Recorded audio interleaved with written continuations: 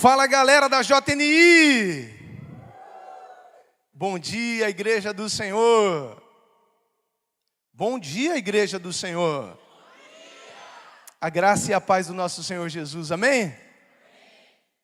Aleluia! Chegamos à quinta e última sessão da nossa conferência, o Nazareno. Chegamos à quinta e última sessão da nossa conferência, o Nazareno.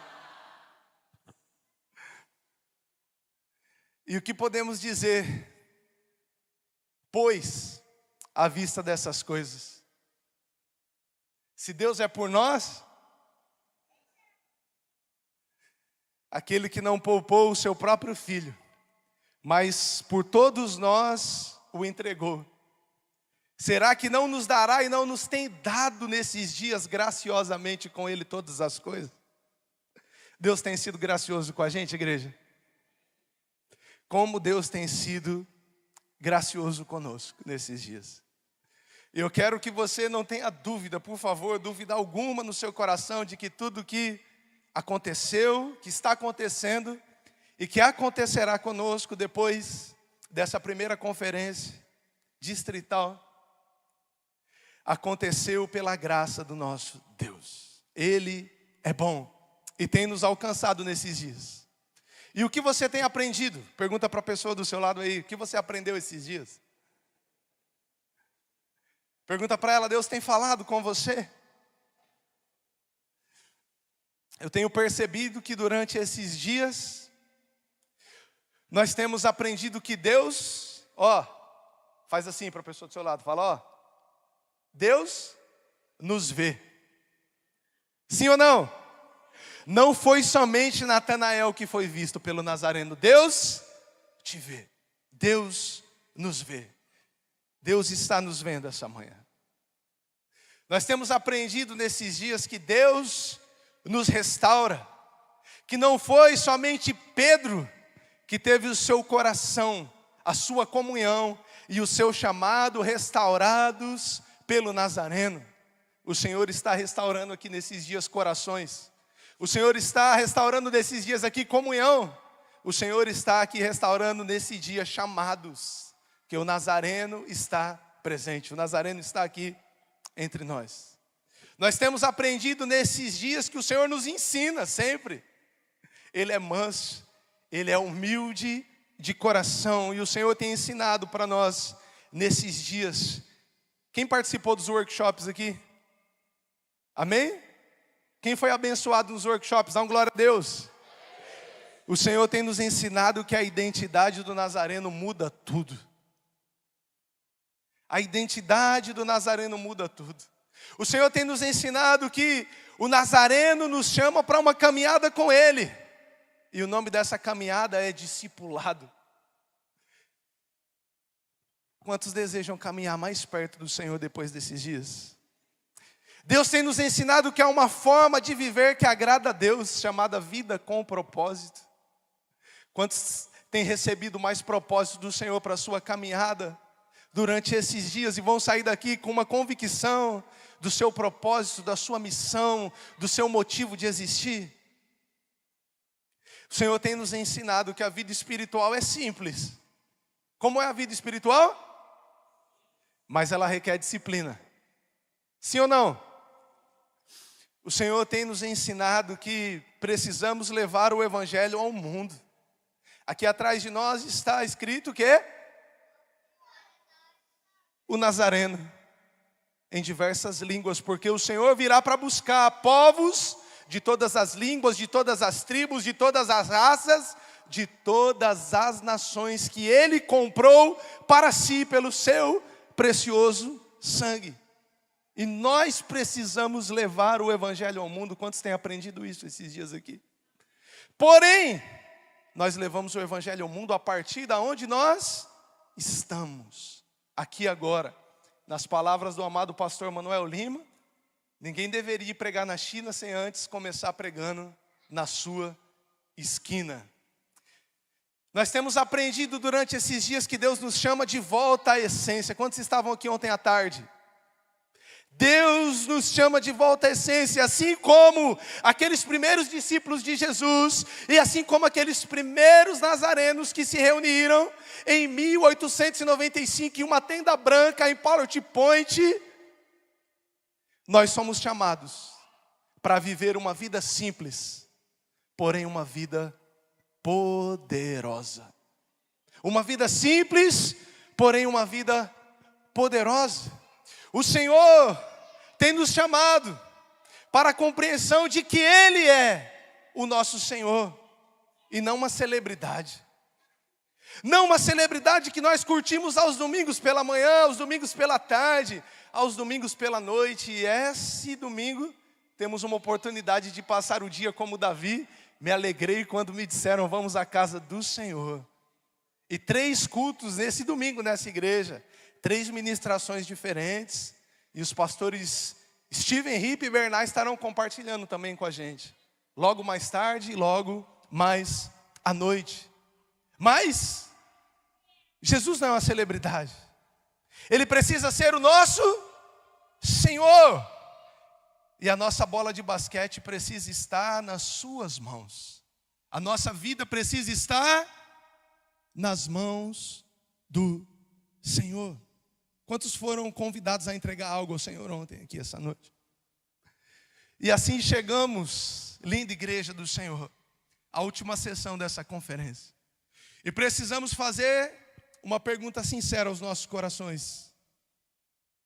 Depois dessa conferência, depois desse congresso, depois dessa convenção, chame como você quiser, depois de hoje, daqui a pouco, quando nós encerrarmos essa sessão, o que muda de fato em nossas vidas? O que muda de fato? O que fica? O que você levará depois de ver o que você viu aqui, depois de ouvir o que você ouviu aqui, depois de sentir o que você sentiu aqui, depois de viver junto uns com os outros aqui, nessa primeira conferência distrital de JNI, o que muda na sua vida? Eu tenho mais 2 coisas importantes a falar com a amada igreja nessa manhã. E depois disso nós oramos. E depois disso nós vamos participar da mesa do Senhor. Porque o Cordeiro é digno. E as 2 coisas que eu tenho é a primeira. Nós precisamos sair daqui dessa conferência, dessa manhã, com a convicção de que aquilo que tem muito valor para o mundo, ouro e prata, para nós nazarenos, para nós discípulos de Cristo, é resto, é perda, é esterco. Alguns autores mais contemporâneos vão dizer que Paulo estava querendo dizer é lixo. A segunda coisa é que o mundo nos pede respostas. Mas da onde vem a nossa resposta ao mundo? Se não do lugar mais improvável, de Nazaré. Periferia da Galileia, que era periferia do norte de Israel. A igreja é bem vista no mundo hoje? Não? Deus pode continuar levantando a resposta ao mundo, dos lugares mais improváveis. Mas aonde estão aqueles que essa manhã podem se levantar e também dizer assim: olhe para nós, nós somos a igreja do Senhor. Aonde estão aqueles que ainda podem se levantar e dizer assim: venham e vejam vocês mesmos. Jesus é simples e poderoso. Ele tem transformado a minha vida e pode também transformar a sua vida. Abra sua Bíblia comigo em Atos, mais uma vez, capítulo 3, e em João, capítulo 1. E vamos encontrar isso que é o tema da nossa mensagem nessa manhã. Olhe para nós, venha e veja você mesmo.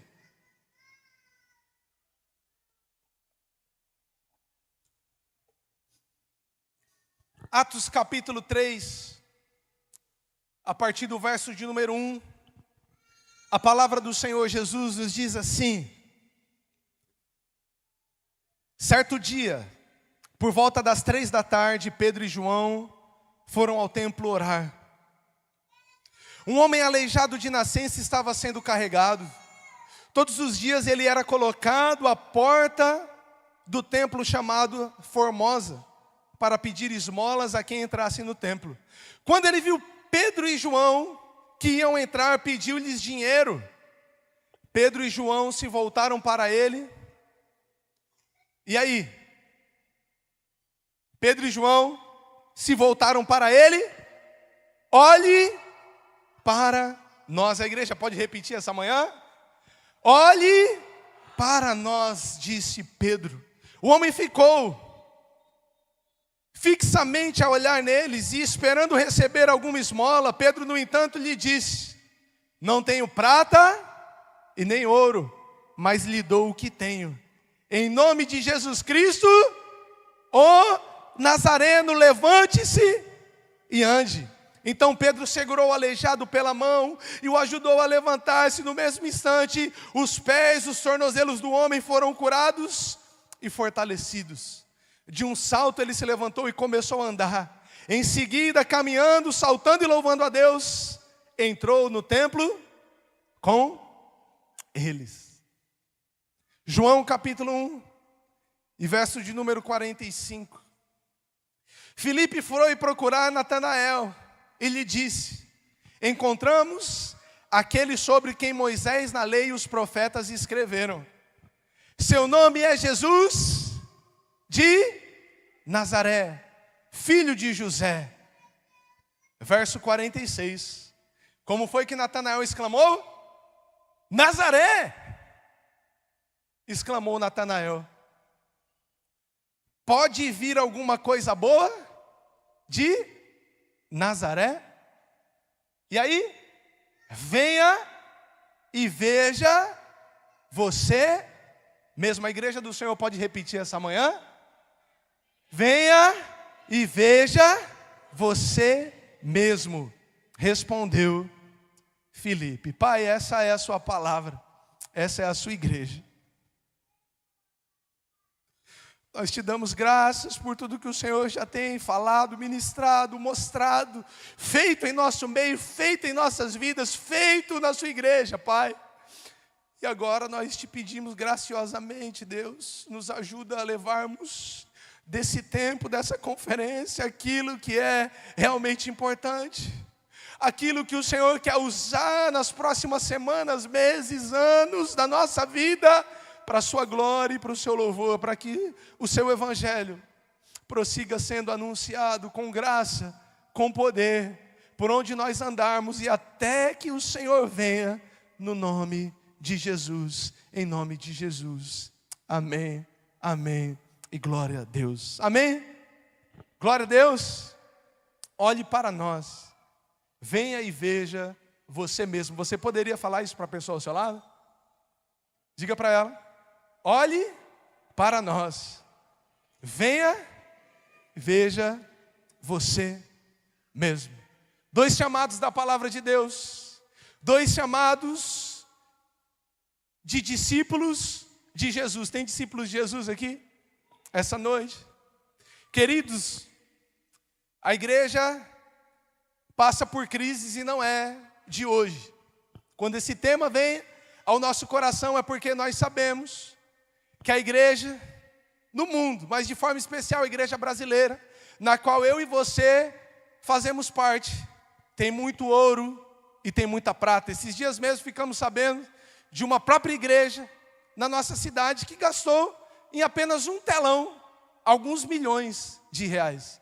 Nós estamos pedindo para o Senhor alguns milhões de reais para construir um novo templo aqui nessa cidade, para que muitas pessoas possam vir e conhecer Jesus, o Nazareno. Mas o que acontece, aquilo que é de grande valor para o mundo também tem se tornado de grande valor para as igrejas hoje em dia. Só que isso não começa de hoje. Já no século XIII, durante o período aproximado das lideranças do Papa Inocêncio IV e de Bonifácio VIII, Tomás de Aquino visitava o Vaticano e ao contemplar as grandes riquezas da igreja, ele disse ao Papa da época, depois de ser perguntado uma coisa que precisa estar no nosso coração, Uma coisa que nós precisamos compreender e carregarmos conosco durante esses dias. E ele foi perguntado o seguinte pelo Papa: vês, Tomás, a igreja já não pode mais dizer não tenho prata e nem ouro, porque já no século XIII a igreja tinha muita prata e muito ouro. Mas ele não ficou calado. E ao mesmo tempo ele também respondeu: é verdade, santidade, é verdade. Mas a igreja também já não pode mais dizer ao coxo: levanta e anda em nome de Jesus o Nazareno. A igreja já não pode mais dizer: aquilo que eu tenho, eu te dou. A igreja já não pode mais dizer. E queridos, não há mais simplicidade, não há mais poder em muitas igrejas, em muitos cristãos, em muitos filhos de Deus. Isso não é possível porque simplicidade e poder são marcas distintivas de Cristo Jesus, o nosso Senhor, o Nazareno que veio a essa terra, que andou nessa terra, que curou enfermos, que fez milagres e que andou em simplicidade. E se essa é a marca distintiva de Cristo, essa precisa ser mandória e obrigatoriamente também as características distintivas da igreja de Cristo e do povo de Cristo. Tem igreja do Senhor aqui essa manhã? E o que é fundamental, queridos, na igreja não é prata, não é ouro, não é estrutura, mas é o Nazareno, é a comunhão que nós estamos tendo aqui um com o outro, é a simplicidade, é o novo coração, como no hino antigo. Quantos aqui sabem? Quantos aqui conhecem o hino que diz: recebi um novo coração? Como é essa canção?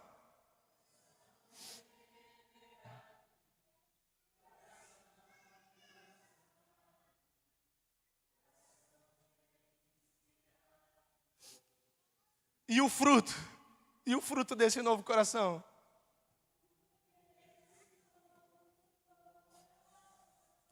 O que nós declaramos essa manhã?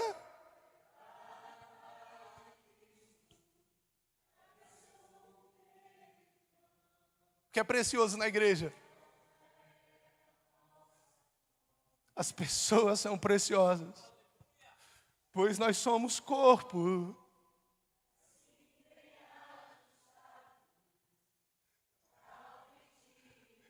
Qual é o elo dessa ligação? O amor que foi derramado na cruz.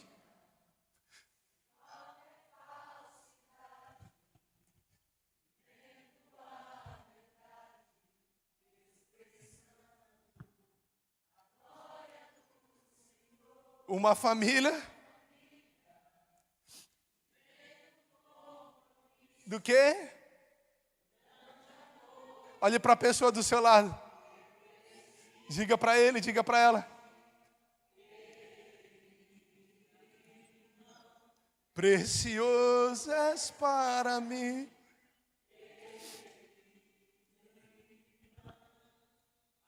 Isso é precioso para o Senhor.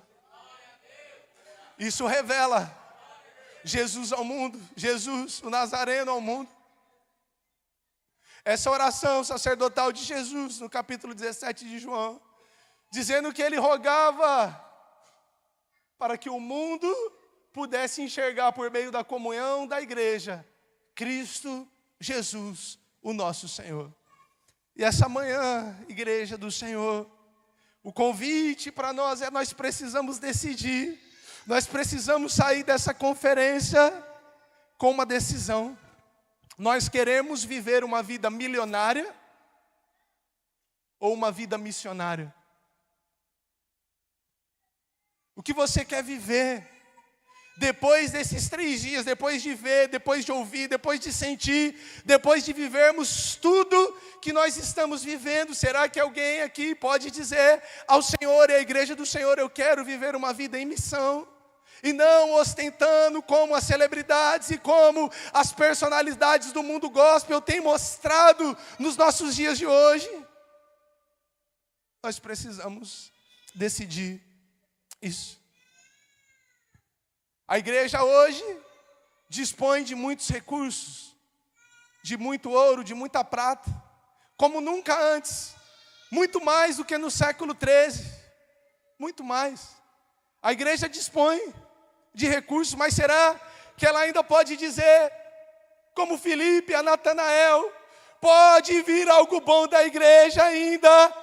Venham e vejam, olhem para nós. Hoje nós temos um costume que é muito lindo, não é verdade? A gente se demonstra tão crente, tão cristão, tão cristocêntrico, que a gente coloca uma camisa assim, é tudo sobre Jesus. E a gente diz assim, não olha para mim não, olha para... Não olhe para mim não, olhe para Jesus. Não é assim que a gente fala? Mas será que isso é tão bíblico quanto a gente pensa? Será que isso é ser cristocêntrico? Será que Pedro e João não eram cristocêntricos? Será que eles não eram? Porque o que eles disseram para aquele coxo, para aquele aleijado, para aquele paralítico, foi olha para Jesus que eles disseram? O verso 4 de Atos capítulo 3, o que diz? Pedro e João se voltaram para ele e disseram, olhe para nós, porque não vivemos mais nós, mas Cristo em nós, esperança da glória.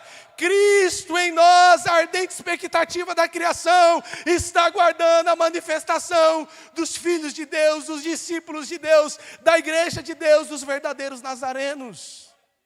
Tem ouro e prata, amém, vai ser muito importante, inclusive para construir a igreja daqui, a nova igreja em Fortaleza, a nova igreja do Maranhão, as novas igrejas do Piauí, são muito importantes. Mas o que realmente importa e sustenta a igreja é Jesus, o Nazareno. Ouro e prata temos, mas qual a nossa pérola de grande valor? Qual é a nossa pedra preciosa? Dizer que tudo é sobre Jesus não nos torna mais precioso. Pedro e João disse, olha para nós, porque a igreja precisa demonstrar Jesus ao mundo. Em Apocalipse capítulo 1, João tem uma visão do Jesus ressurreto. Ele não está mais surrado e maltratado pelo pretório romano, mas agora os seus olhos são como chama de fogo, os seus cabelos são como a mais alva lã, da sua boca sai uma espada afiada, os seus pés são como bronze polido, e ele vê esse Jesus Cristo andando no meio da sua igreja, sustentando a sua igreja, fortalecendo a sua igreja, e o mundo só pode ver Jesus nesses nossos dias, por meio da igreja. Mesmo em dias em que a igreja é tão desacreditada, será que nós podemos sair ainda hoje ao mundo e dizer assim, olha para nós, venha e veja o Jesus poderoso no qual eu sirvo, no qual eu amo, no qual me salvou, no qual é sobre a minha vida. Não é olha para Jesus não, a igreja precisa voltar a dizer assim, olha para nós, porque nós estamos com os nossos olhos fixos no autor e no consumador da nossa fé, e uma vez que eu coloquei a minha esperança em Cristo, nada mais me satisfaz. Eu já não tenho mais a minha vida como preciosa, contanto que eu cumpra e complete o chamado, o ministério, o propósito que o Senhor Jesus me entregou. Aqueles homens disseram, olhe para nós. Filipe disse para Natanael, pode vir algo bom da periferia, o mundo nos vê como escória, Paulo vai dizer. O mundo nos vê como fracos, como maltratados, mas o mesmo Paulo vai dizer, inspirado pelo Espírito Santo, que Deus escolheu as coisas loucas para confundir as sábias, as coisas fracas para confundir as fortes, aquelas que não são, para confundir aquelas que acham e pensam que são alguma coisa. Isso só pode ser realizado mediante a simplicidade do Evangelho de Cristo e o poder que há no nome e no sangue do nosso Senhor Jesus Cristo. Somente dessa forma. O que é fundamental na igreja é o Nazareno, é a comunhão, é a simplicidade, é um novo coração. E nós precisamos hoje dizer: Senhor, eu quero viver como os coaches, como alguns líderes, como alguns homens dessa geração.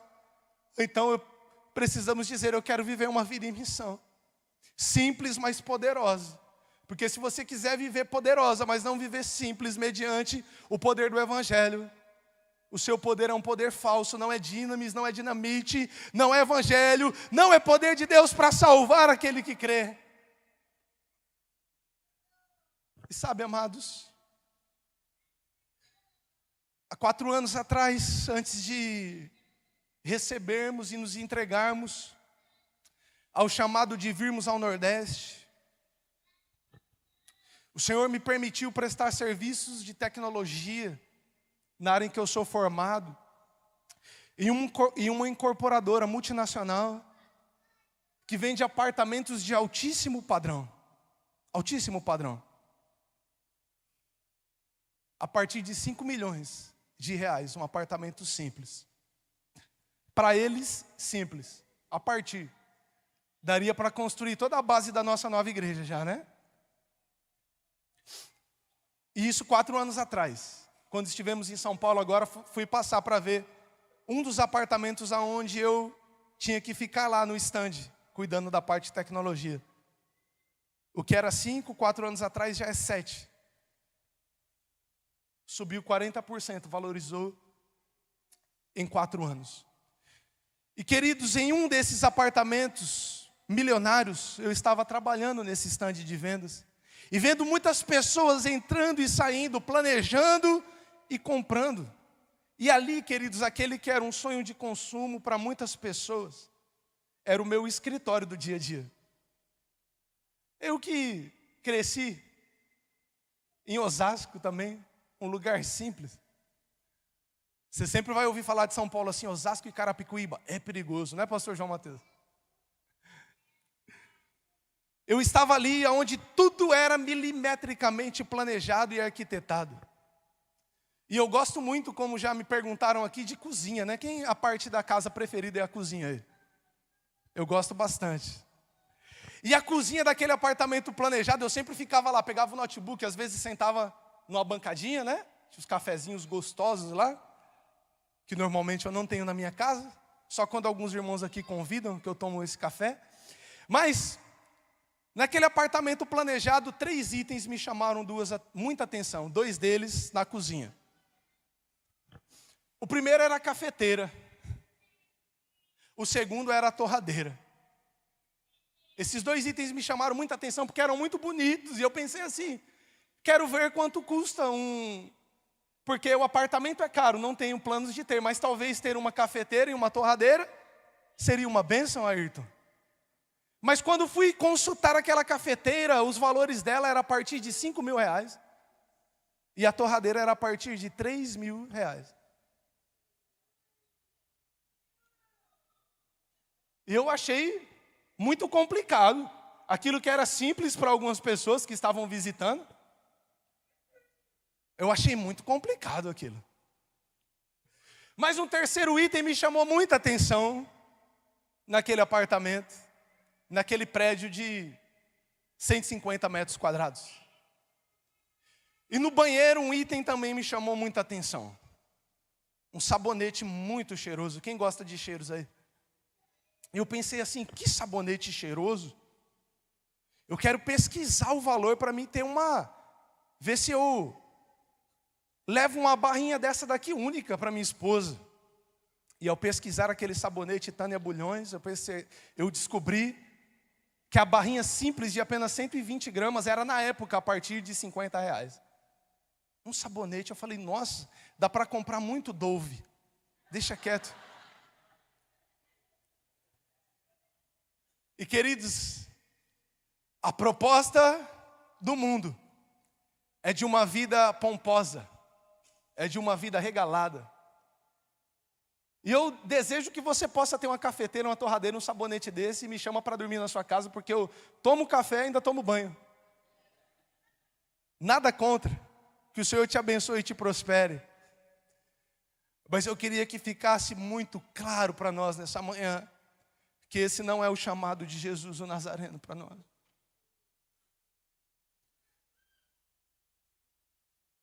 Eu queria que ficasse muito claro para nós que talvez muitos de nós, nunca terá uma cafeteira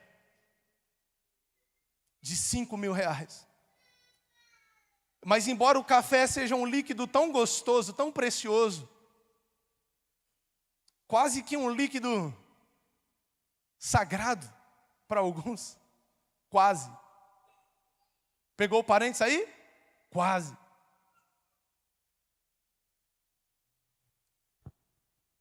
Esse mesmo Pedro que disse, olhe para nós. Esse mesmo Pedro que o paralítico levantou e foi andando com ele no templo, depois de 40 anos, moribundo. Disse assim, vem e veja também esse Jesus. Como Filipe disse para Natanael, mais tarde esse Pedro, pastor, vai escrever na sua primeira carta, no capítulo 1 e a partir do verso 18.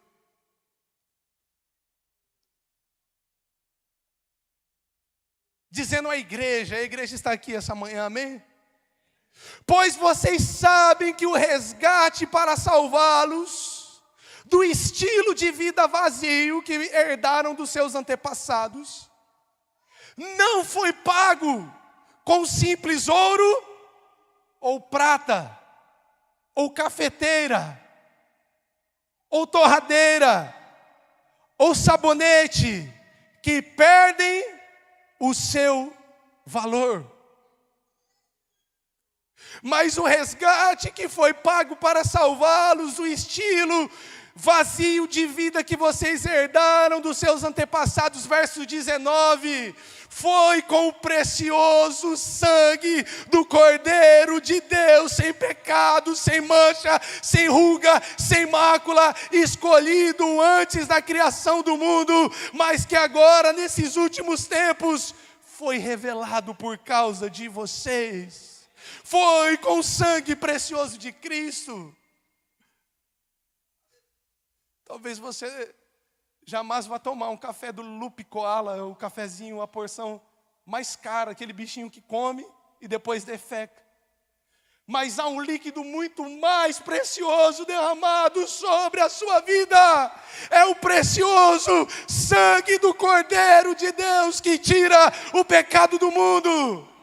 E é por meio desse Cristo, verso 21, que vocês vieram a crer em Deus. É por meio desse sangue, desse Cristo, que vocês depositam a sua fé e a sua esperança em Deus, porque esse Cristo ressuscitou dos mortos e lhe deu grande glória. Uma vez que vocês foram purificados, não por um cafezinho. Cafezinho parece que faz bem até para a alma, não é, Luiz Eduardo? Às vezes não é uma sensação boa. Mas uma vez que fomos purificados dos nossos pecados, quando obedecemos à verdade, olha só o que Pedro vai dizer: tenham agora como alvo as riquezas. Não, o amor fraternal, sem fingimento. Amem uns aos outros sinceramente. Como? De todo o coração. Pois vocês receberam um novo coração do Pai. Vocês nasceram de novo, não para uma vida que pode ser destruída, mas para uma vida que durará para sempre. Porque essa vida vem da eterna e viva palavra de Deus. Pois os seres humanos são como o capim, a sua beleza é como as flores do campo. O capim seca e as flores murcham, mas a palavra do Senhor permanece para sempre. E essa é a mensagem das boas novas, do Evangelho, da simplicidade do poder de Cristo, que lhes foi anunciada. Essa é a mensagem. Essa é a palavra. Essas são as boas novas. Esse é o Evangelho do nosso Senhor Jesus. O seu sangue nos purifica de todo pecado, e temos comunhão uns com os outros, e temos paz com Deus, paz de Deus. Talvez, embora alguns nunca vão comer um pãozinho, uma torradeira de 3.000 reais, o corpo do nosso Senhor Jesus foi partido na cruz do madeiro para perdoar os nossos pecados e para nos dar uma nova vida, da qual nós podemos proclamar: digno é o Cordeiro que venceu, digno é o Cordeiro que foi morto, digno é o Cordeiro de Deus, digno é o Cordeiro de Deus. Talvez alguns ainda possam dizer assim: mas esse sabonete está mais próximo de eu comprar, mas eu não sei se eu vou comprar. Talvez você prefira, semelhantemente a mim, comprar uns 14 ou 16 Doves. Mas Pedro diz: não foi por ouro, não foi por prata, não foi pago com simples ouro e prata que perdem o seu valor. Nós não fomos limpos por um sabonete, seja de qual marca for, mas foi pelo precioso sangue do Cordeiro de Deus, sem mancha, sem ruga e sem mácula, que nós fomos purificados da nossa velha vida, da nossa vã maneira de viver, escolhido antes da fundação do mundo, mas agora revelado à sua igreja. Jesus, o Nazareno, está conosco. E a proposta dele não é uma vida pomposa e regalada, mas uma vida simples e poderosa. Eu queria convidar todos que querem viver uma vida simples e poderosa a se colocarem em pé agora.